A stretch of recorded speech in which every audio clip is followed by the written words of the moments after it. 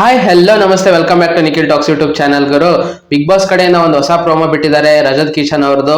ಅದ್ರ ಬಗ್ಗೆ ಮಾತಾಡೋಣ. ಯಾರೇನು ನಮ್ಮ ನಿಖಿಲ್ ಟಾಕ್ಸ್ ಯೂಟ್ಯೂಬ್ ಚಾನಲ್ ನ ಸಬ್ಸ್ಕ್ರೈಬ್ ಮಾಡ್ಕೊಂಡಿಲ್ವೋ ಸಬ್ಸ್ಕ್ರೈಬ್ ಮಾಡ್ಕೊಂಡು ಸಪೋರ್ಟ್ ಮಾಡಿ ಅಂತ ಕೇಳ್ತಾ ಬನ್ನಿ ಇವಾಗ ಹೊಸ ಪ್ರೋಮೋ ಏನ್ ಬಿಟ್ಟಿದ್ದಾರೆ ಅದ್ರ ಬಗ್ಗೆ ಮಾತಾಡೋಣ.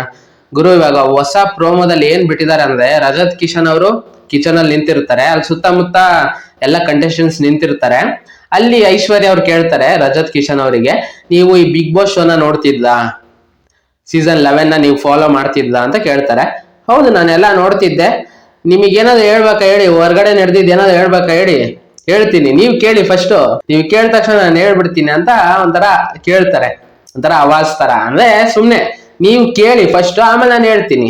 ನೀವು ಕೇಳಿದ್ರೆ ಅದಕ್ಕೆ ನಾನು ಹೇಳಿದೆ ಅಂತ ಡಿಫೈಂಡ್ ಮಾಡ್ಕೊಬೋದಲ್ಲ ಆಮೇಲೆ.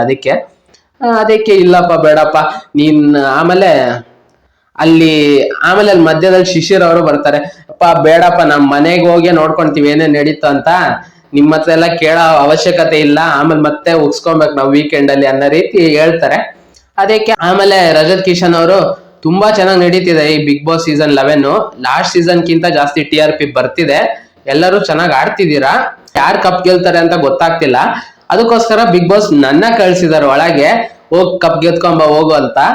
ಅವಾಗ ಆ ಕಡೆ ಮಂಜಣ್ಣ ಕಡೆಯಿಂದ ಒಂದು ಇದು ಬರುತ್ತೆ, ಅವ್ರು ಯಾವಾಗ್ಲೂ ಒಂದ್ ಮಾತ್ ಆಡ್ತಿರ್ತಾರಲ್ಲ, ಬಿಟ್ಬಿಡ್ತೀವಿ ಹಂಗೆ ನಿನ್ನ ಕಾಫಿ ಪುಡಿ ಕಣ್ಣನ್ ದೇವನ್ ಅದು ಇದು ಅಂತೆಲ್ಲ ಮಾತಾಡ್ತಿರ್ತಾರೆ.